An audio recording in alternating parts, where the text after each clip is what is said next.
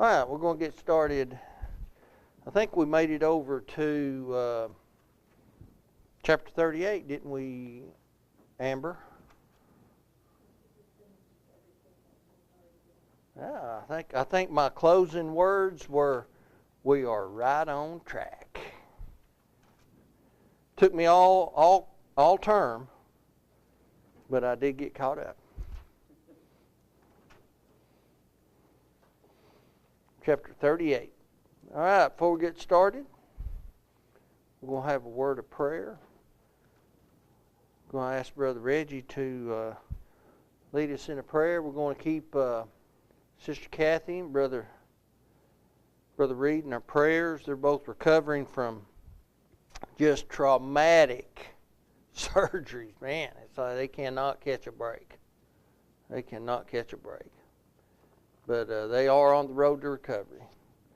So let's keep them, and we just got a lot of folks we need to, from all our congregations, we need to keep in our prayers, but at least in a prayer, Brother Reggie.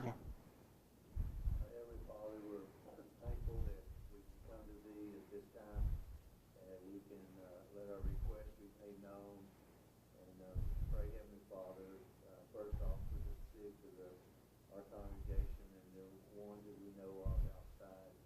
We pray that You be with Kathy and Reed, both their stay in the hospital, and the doctors can get the things straightened out for them, that they can heal and be about their life that they want to live in Your kingdom. We're also thankful for this time that we have in class, that we can study Thy Word, that we can apply it to our lives, and that we can learn much from the extra studies that we do. Thanks to the teachers and the instructors that have taught with us, and that the time that they give and their efforts that they put into it. Bless us all. In Christ's name we pray. Amen. Amen. Have you ever bought something and you get it and you thought, wow, this is a lot more than I expected. You know, this is fantastic. Or you bought something and it was underwhelming. Or you went on a trip and you thought, boy, this is a lot more bang for my dollar than I expected, or whatever. But you engaged in an activity and it was more than what you bargained for, or whatever the case may be. When we get to chapter 38 of Job, that's what we're getting into. Job, all this time that he's been speaking for himself, what was his kind of his mantra? What had he been asking for? I want a one-on-one with God. That's right. Amber says, I want to speak with God face to face. He thought that, didn't he? He thought that all along. If I could just speak with God, I know that He would see where I'm coming from. I know He would vindicate me. Now, ultimately, I think we're going to see that that's what happens. But I don't think Job understood what he was asking for. When you call down the God of heaven, you better understand and know what you're asking for. You better understand your limitations. You know, I heard someone tell me one time, and I don't think this was original with him, but it was one of the greatest pieces of advice I'd ever heard in my life. Every man ought to know his limitations.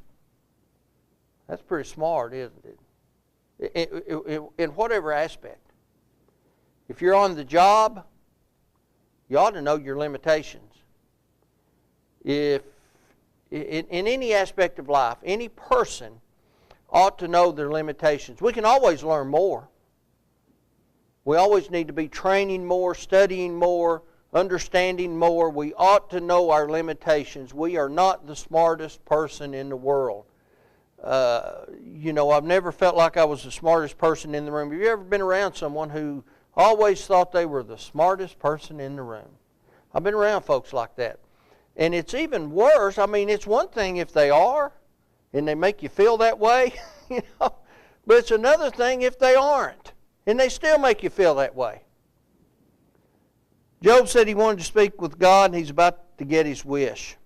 But he gets more than what he bargained for. He gets more than what he anticipated. It's not the scenario that he thought it was going to be. He's just going to show up, and he's going to unload these arguments, and then all of a sudden God's going to pat him on the back, and he's going to say, let me handle these guys that have been mistreating you. And it's not the way it turned out. It's not the way Job thought it would be. Job 31, verse 35. Oh, that one would hear me. Behold, my desire is that the Almighty would answer me, and that mine adversary had written a book.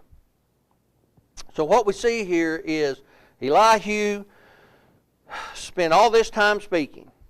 When he got finished, not one person even paid any attention to him, even noticed, didn't hardly look his way.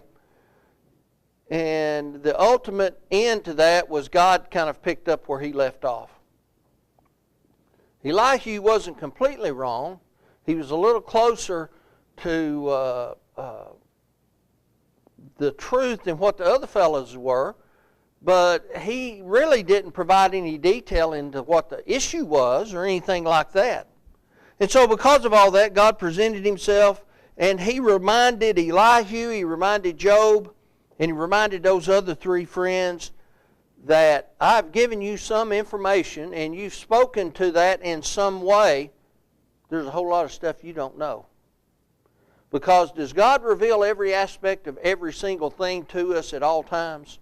There are some things that God keeps to himself and that he doesn't allow us to know because it's not our business. And God calls that, or at least Moses called that, the secret things, didn't he? Deuteronomy 29:29. The secret things belong to who? They belong to God. The secret things belong to God. And if they're secret, we might say that's not anyone's business. It's God's business. If we needed to know it, he'd let us know it. God's not in the business of answering our curiosity. He's not in the curiosity business. He's in the salvation business. And so the secret things belong to him. So after the sources and the resources were exhausted by these men, God spoke the final words. And what he did was he's going to answer that challenge that Job put out there. And that's kind of what Job did. He wanted to speak and for God to answer. Or at least it kind of seemed that way. I don't believe that was really Job's attitude toward God. I don't think for a second that Job was being sinful in that. I just think that Job was down and out. He was depressed. He was frustrated. And he just wanted to lay out his case. And the way he laid out his case maybe was the issue. Okay? It wasn't that what he was saying was all necessarily that wrong, because he didn't have the information that he would have liked to have had. He was ignorant in what was going on, but the way he went about doing what he did was incorrect.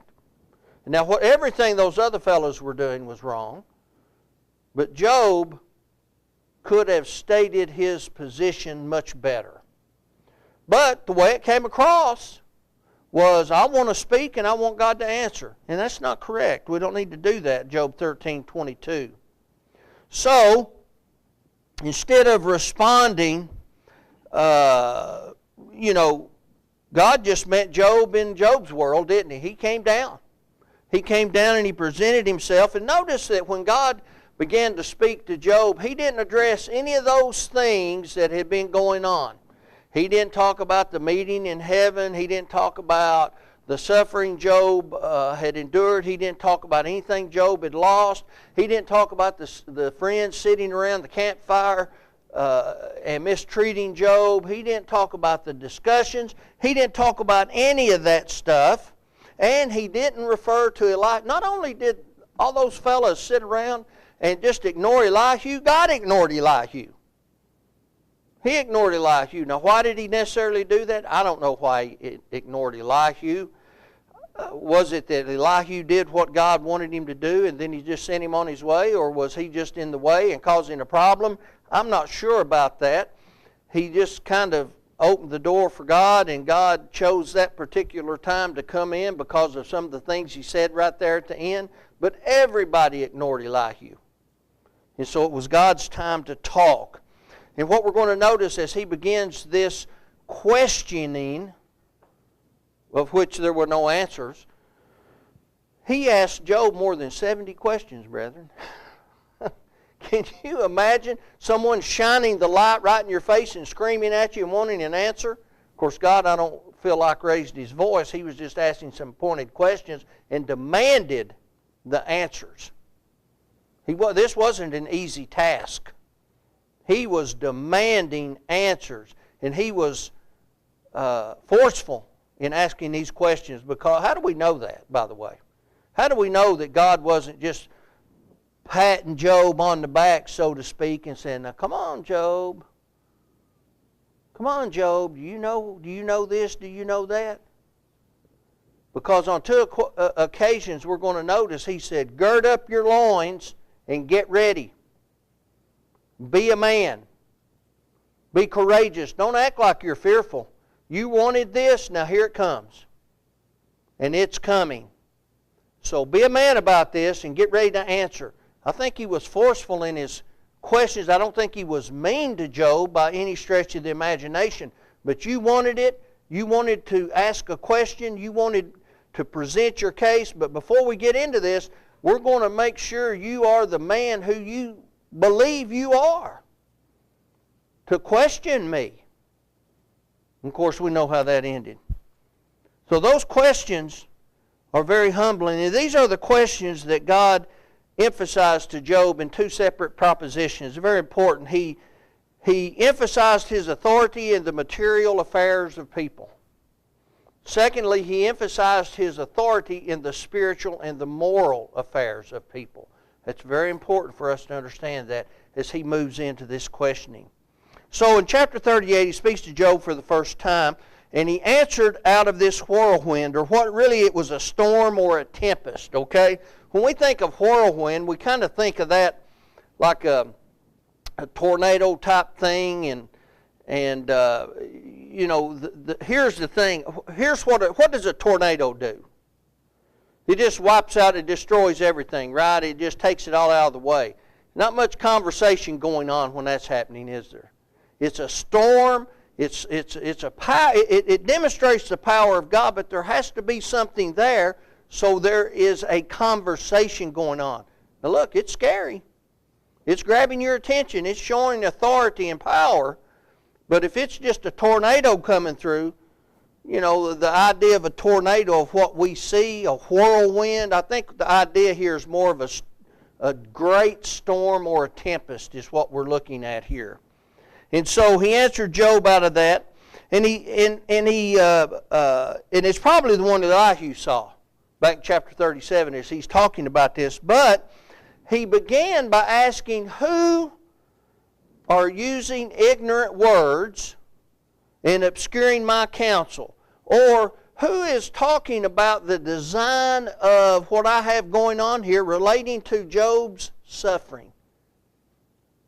Someone's talking about Job's suffering, and ignorantly they are saying it is because of this. And so that's the first question. And now, that demonstrated a very deep perception and a vast knowledge beyond what any of those people sitting there had. What anybody that could have been sitting there had. Okay? God had a greater knowledge. Job was told again, gird up your loins like a man. Behave like an adult. Don't slink back in fear. You wanted this, now here it comes. And so let's get down to business. Prepare yourselves. Peter used a similar expression in 1 Peter 1, verse 13. Now here was one of the problems that God did not appreciate.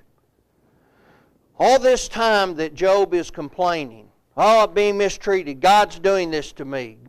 Now, again, he wasn't blaming God in the sense that God's wicked and evil and mean. God has a right, He's sovereign. but he's still saying, God's doing this to me, God's doing this to me. Doesn't that obscure what people are going to think of God? He's constantly laying blame at God's feet when he's not really aware of what's going on. He doesn't have the information. He doesn't have the right to say that. That's the idea, right? And so people who also are ignorant of the facts and don't know what's going on, they're thinking of God and they're thinking, wow, you know, Job's a good, righteous man. He ought to know. And now they're thinking, well, the God of heaven, this just, righteous God, he'd do this to a fellow as good as Job? So they're making them more difficult to see the goodness in God. And so that was one issue God had. God didn't appreciate that. The three friends, they didn't cast a good light on God's activities because they were doing that age-old heathen belief system that, well, if you're good, you get blessed. If you're evil, you get punished. Well, there you are, Job, you're evil. Well, that doesn't fit in with the way God operates in the world. And Elihu, he's sitting over here, he's not really saying a whole lot. He's saying the great truths that God is a majestic being, he's a just God, but he's not giving any details as to why that's the case and how does that reflect on Job's righteous life and that he would suffer anyway. He's too vague. He's too general. And so God doesn't appreciate any of those fellows in what they're doing. And so God begins to ask some questions, and we have to understand why he's questioning Job. Job, you want to talk to me? You want to ask me a question? And now God doesn't, he doesn't mind people asking questions. What he minds is people questioning him. Okay? Questioning him on why he does what he does. For instance, he doesn't mind people saying, well, why are we baptized? Okay, it's a valid question. What he minds is, well, God, why did you choose water baptism?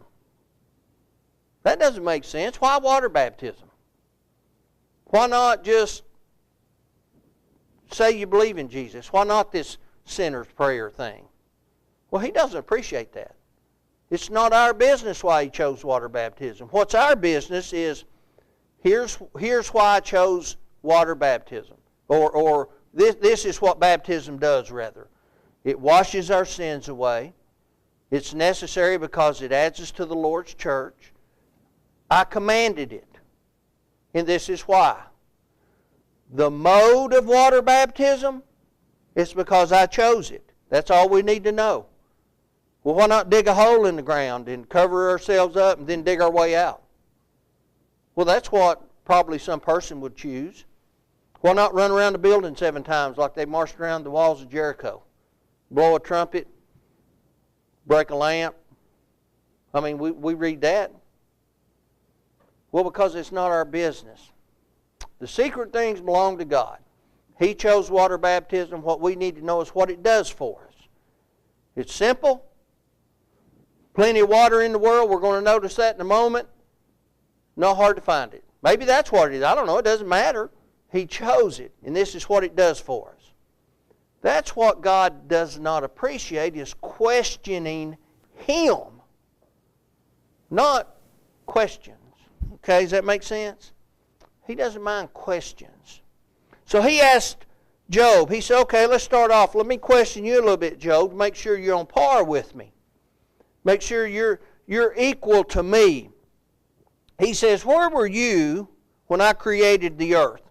He said, now I want you to answer me out of your understanding. You are so wise.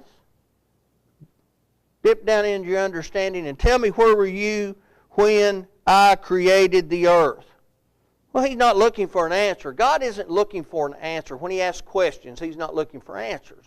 He's wanting Job to understand where Job is in the equation. He finds out pretty quickly, doesn't he? Well, no human was alive when God created the earth. Right? God he's using a figure of speech here so we can understand what he's talking about. He's talking about the earth was carefully measured and weighed. He built it exactly the way it ought to be built, the perfect size, all the dimensions, perfectly located in the universe. He says, so Job, where were you when I determined all of that perfectness? You were watching me, right? You were in agreement with everything I was doing. Well, Job didn't have an answer. He asked Job about the mandate he had given to the seas. Do you know about, and this kind of goes back to the water thing, about 71% of the earth's surface is water. About 71% of the earth's surface is water. The average height of the earth is a little over 2,200 feet.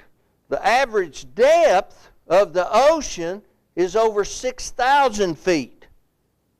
Or, excuse me, 13,000 feet rather. So what we've got here, the ocean is nearly 6 times as deep as the highest mountain. Well, you know, you have to have water on the earth if you're going to maintain proper temperature, if you're going to have the proper amount of evaporation to cause rain. God figured all that out a long time ago. So Job, where were you when all that was going on? He told Job, he said, it's just like a baby. After a while, a baby is going to be born. You know, that happened to me when Cameron was coming. I got a call. I was at work. Hey, my water broke. I was about 45 minutes from home through the crookedest road you ever been on. I got home about 30 minutes. Had to go from Clark Range to Cookville, about a 30-minute drive. 10 minutes, brethren, 10 minutes. I got to the hospital.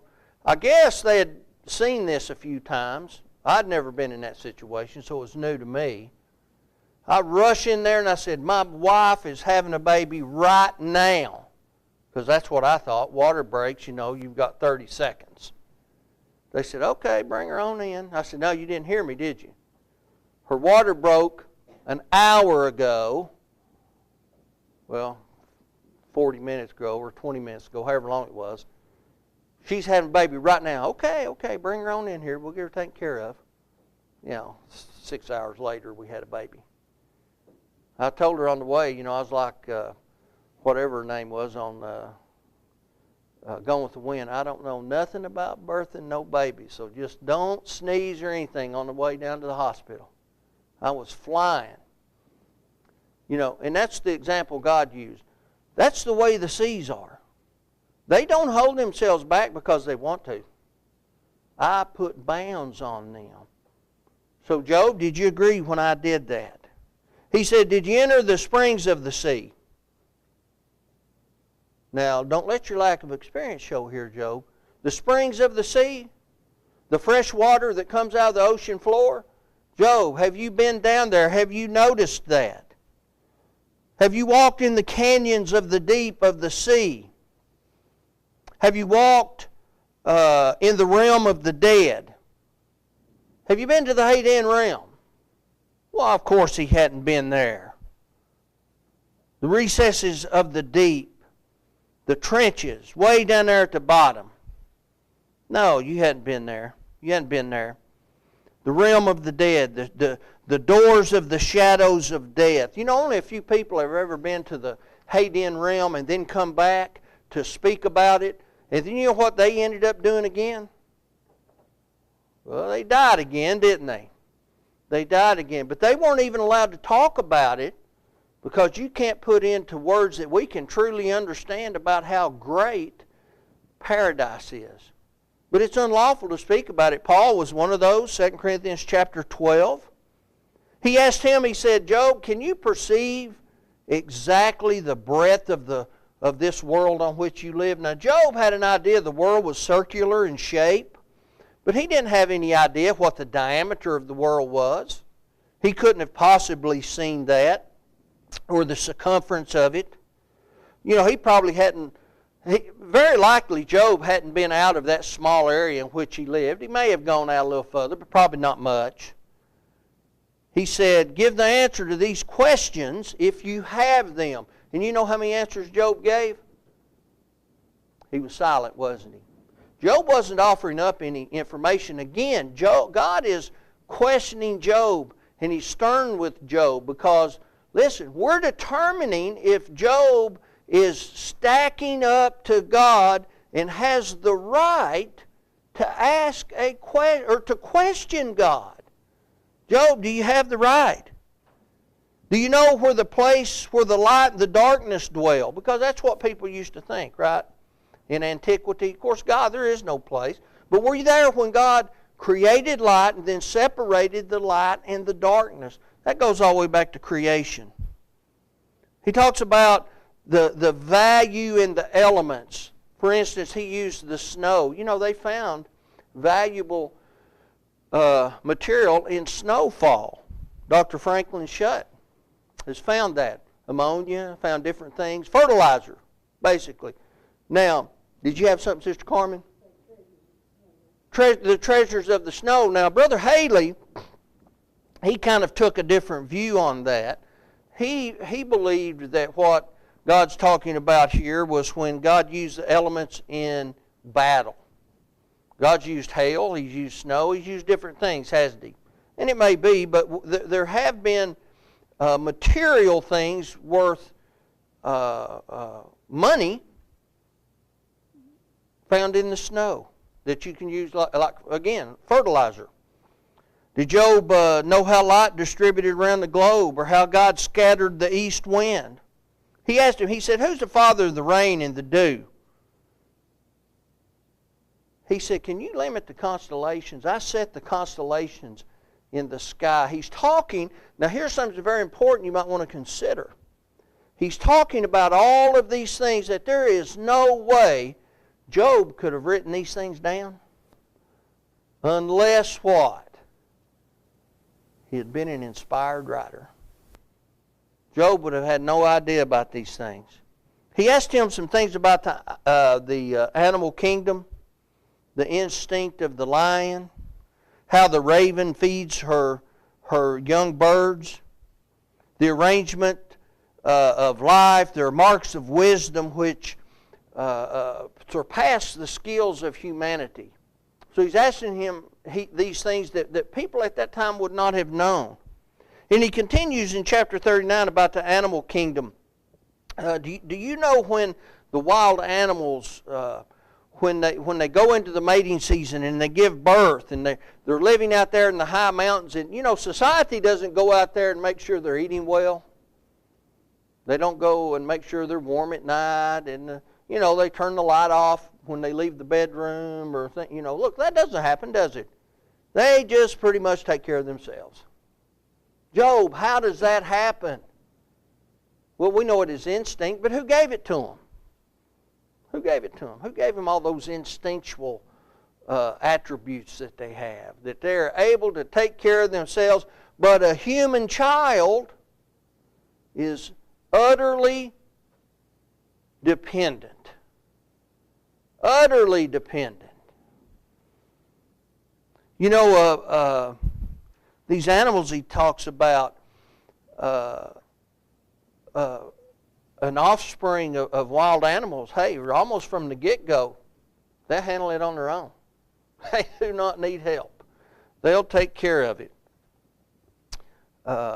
He said, Job, who sets the wild donkey free in the deserted places from the cities? They roam free, take care of themselves. You can't catch one. You can't tame it. It'll never mind. You might put it in a fence somewhere. Never going to do what you want it to do. You can't use it as a domesticated animal. He talked about the unicorn. You might catch one. You might put it up somewhere, but it's never going to pull a plow. It'll end up trying to kill you, but it can live just fine on its own. The war horse and the hawk, who gave that horse its strength? Who taught the hawk how to live and to live the way it lives? Some of those hawks have been found at 10,000 feet. Have you ever been at 10,000 feet, gone through the mountain passes out west? Look, it's hard to be that high. You ever had, they call that altitude sickness. If you've been out there, I've had it before. It's hard. It's hard on you. It takes you a good while to get used to it. But everything is designed to be able to handle that. And so he's wanting to know, Job, what do you think about that? He's describing these things.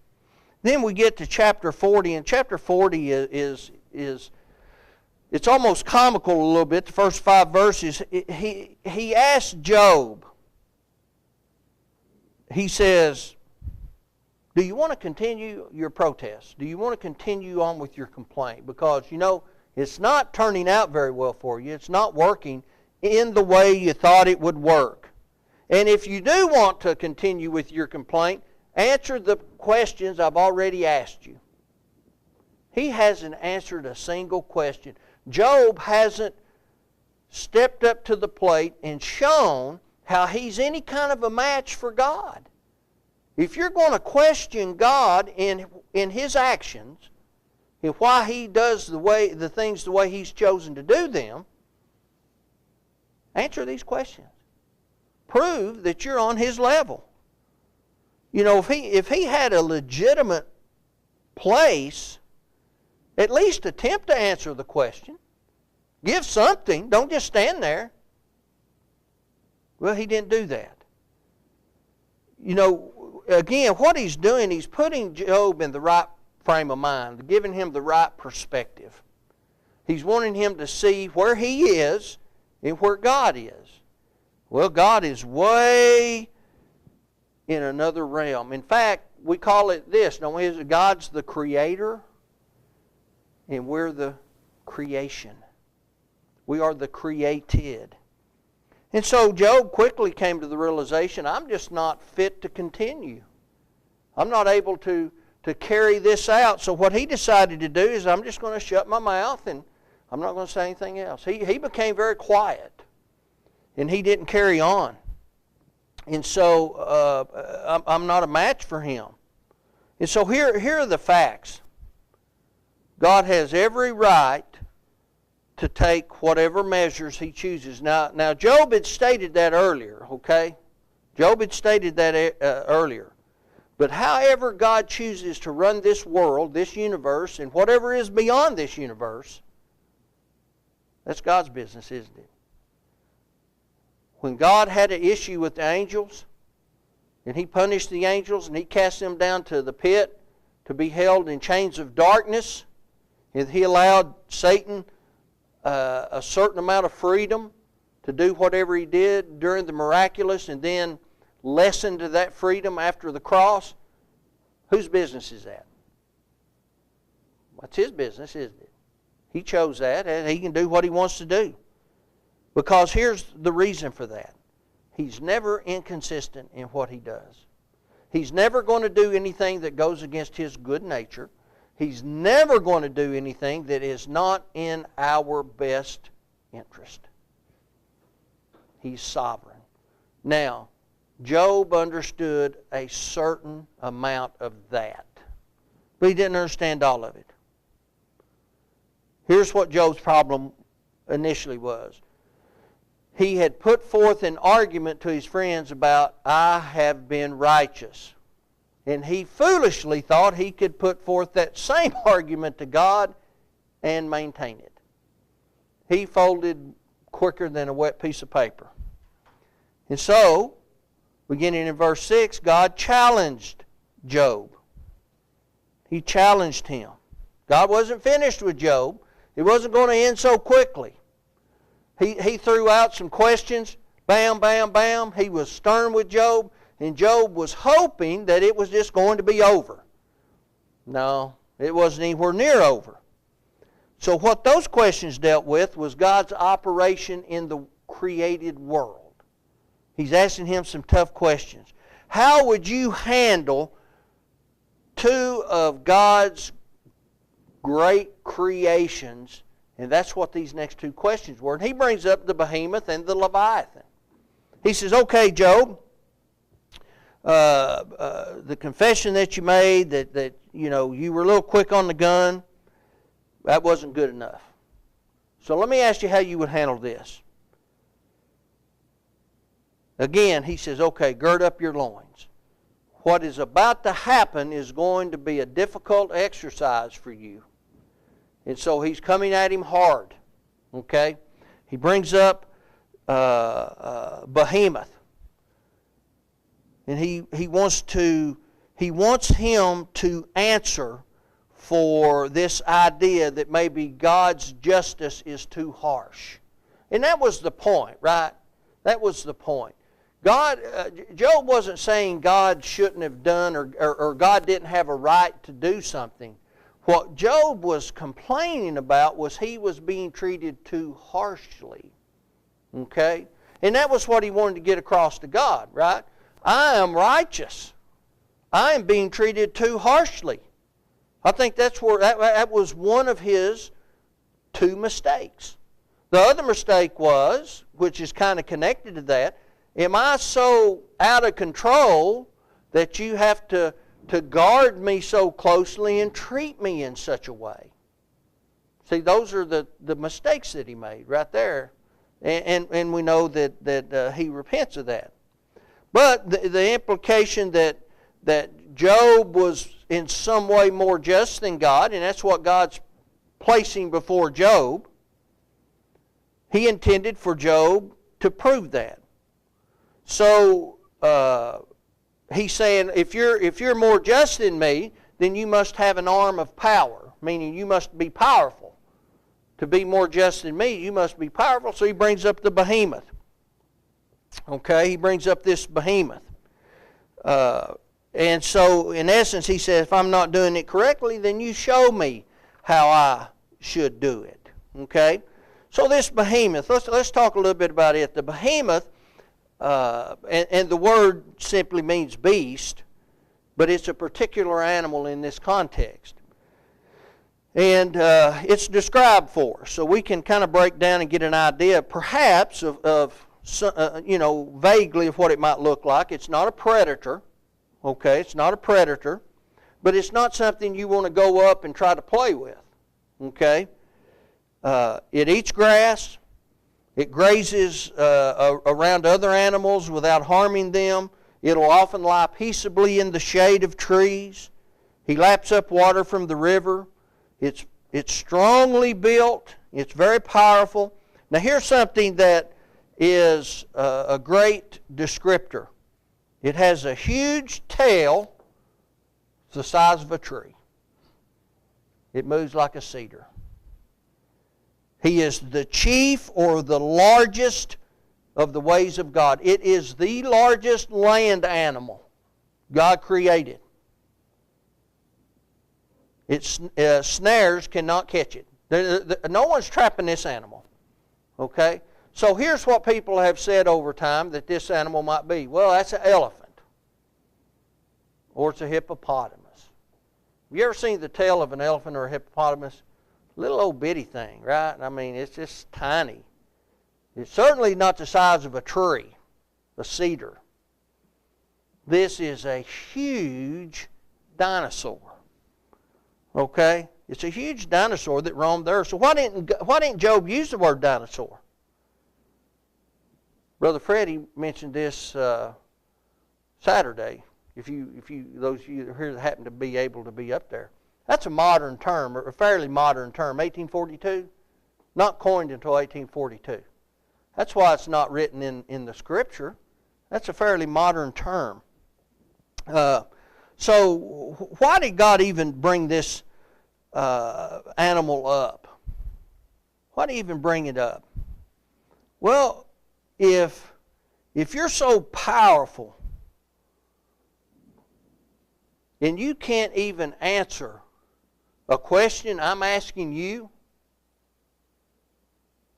I'm asking you a question, and you can't even answer a question, are you going to be able to go out here and handle this created animal that I created? But you can't answer a question I'm asking you? Are you on the same level as I am? Same thing with the Leviathan. We move over to chapter 41, the great Leviathan. Now let's keep the behemoth in mind. He brings up this Leviathan. Some people think it's a crocodile. You know, the Egyptians caught crocodiles. They'd dress them up, put jewelry on them. Now let's notice this Leviathan.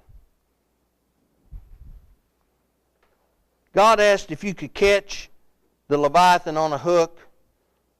Now, he's asking Job if you could catch a Leviathan on a hook, because obviously Job knew what fishing was, right? He would have fished. He understood that. Or could you rope this beast and drag him on shore? Okay? Not only was he familiar with fishing, he would have seen this thing. This is some kind of a water monster. He was familiar with this animal. He's described as too terrible to approach, too strong to capture. Now, he says, if you were able to capture the animal, he says, would he make a soft request? You've got this animal captured. Would he whisper to you and say, hey, Job, would you please let me go? Maybe we can make a deal, Job. Can we strike a covenant? He said, that's not what that animal's going to do. He's going to crush you. Not that you would ever be able to catch him, but just by chance, if you caught a hook on him, he'd kill you. He's not going to ask you to turn him loose. No. Would anybody be able to do that? The idea is he's not worth the risk. He's so powerful. He's not worth the risk. He's made in such a way you can't get a harpoon into him. You can't get a spear into him. He's too risky. But you know who's greater? He says God's greater, and that's the point, right? He is beyond man's ability to even fool with this fella. But who created him? If you can't stand before Leviathan, you believe for a second, you can't stand before the Leviathan, you can't stand before this plant eater who's not even predatory, and you think for 1 second you can stand before the God of heaven who created these animals and question me? That's the idea behind this, right? That's the whole idea behind it. So we get to chapter 42. That's the final chapter. And the balance of chapter 41 continues to describe Leviathan. But we have Job's repentance in the first 6 verses. And God demonstrates to Job that he's always around. Now this grabs Job's attention. God is omniscient. He's omnipresent. So what would that indicate to Job? All this time, over at least months, okay? Over at least months, that this has been happening to Job. What's Job been doing? Been complaining. God has every right to do this, but I've been treated way too harshly. By who? By God. God's hearing this, and that's now beginning to register with Job. Can you imagine Job's anxiety level? Man, it's through the roof. It's getting to him now that God has heard every word. He has heard every single... Because before, what did he feel like God had done? And I understand it. We understand he felt like he had been abandoned. He didn't know where God was. God's left. He's away. I can't get in touch with him. If you can't get in touch with someone, are you able to communicate with them? No, not in Job's mind. But now he's understanding God is omnipresent. He's omniscient. He knows all things, and he is everywhere all the time. So that includes while I'm suffering, while I'm sitting around talking about him. Can you imagine? Man, would you like everybody to be able to do that? Maybe we ought to watch what we say a little better, right? Because guess who it matters most to? The one who hears it all the time. And so now that's registering with Job. God's hearing it all. But to his credit, he does acknowledge God is omnipotent. He's all-powerful. He's omniscient. He's all-knowing. And he's omnipresent. He is everywhere. He knows all things. He sees all things.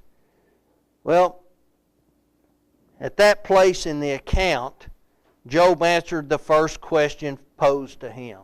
It took all this time, in the very first question that God asked him, who has darkened my counsel? Job admitted, he confessed his guilt of that very thing, that he had spoken without fully knowing what had been going on. He didn't understand, but he confessed his guilt. And in his lamentation, Job said things that he then regretted. And he admitted that those humbling questions really brought him to where he needed to be. And he repented. So, when we first see Job, or rather, not when we first see him, but when his friends first come up on him, what's he doing? You recall? Sitting in an ash heap, isn't he? Well, that's where he's going to stay for a little while, because now he's sitting in the ash heap because of penitence. That's where he ought to be. Not because he's unrighteous. Okay, look, that's the one thing he never changed his attitude on. Job was never unrighteous. I've heard people say that Job was self-righteous. Look, that is wrong. Job was never self-righteous. God says he never sinned with his lips. Okay? He was wrong in that his approach was wrong. His approach was wrong. Okay? But we have to consider the circumstances. Job was a righteous man. His attitude was toward God was unbefitting a creature, someone who's created. Okay, that's where his problem was. Then God rebukes Job's friends. He turns to Eliphaz, and he didn't hardly have the same attitude toward Eliphaz he had toward Job. Right? He really came down hard on those guys. In fact, he said that his wrath was kindled against him and the other two. They had not spoken the truth about God as Job had. Job had been too forward, but he did recognize bad things happen to good people. Good things happen to bad people, and the other way around. And they held that old foolish belief that the pagans held. And in addition to that, they came up to sit with their friend, and they offered no help. No help. They were a stone around his neck while he was drowning. But now, to their credit, they did what God asked. They were to offer a sacrifice or have Job do it, and they did that. They did that. But it is a testament to Job, the man, that he would do that. You know, it would have been hard for him not to have been bitter, wouldn't it? You would think. I think it would have been hard for me not to have been bitter toward them. But he wasn't. He was certainly a good man. So then we see in the last part of the chapter, Job was restored. He received his family and friends back. He didn't rebuke them because they all left him. They all turned their back on him right when he needed them most. You know, most of us can count on our families, can't we, to be there? You know, Sister Kathy and Brother Reed's been sick. Who's been there at their bedside? Well, all the family. What if that didn't happen? You know, Patton's been sick. Where does he know he can go? Right there at you and Sandra's house. No doubt about it. Doesn't matter. What if he didn't have that? Well, Job didn't have that. Job didn't have that. Everybody left him. They all brought him a piece of money and a ring of gold. Could have been an ancient custom because everybody showed up when the barbecue's on. It could have offset that cost, or for whatever that may have been for. Here's something we don't hear about: Job's wife. We don't hear anything about her. We don't hear anything about the heavenly assembly. It's not mentioned. Okay. God did bless Job in the end greater than he had blessed him before. He doubled everything he had previously. Went to 14,000 sheep, 6,000 camels, 1,000 yoke of oxen, 1,000 female donkeys. He was given 7 more sons and 3 more daughters. Did that double his children, by the way? That double his children? Doubled them, didn't it? Because from the appearance of what we learned, he had faithful children.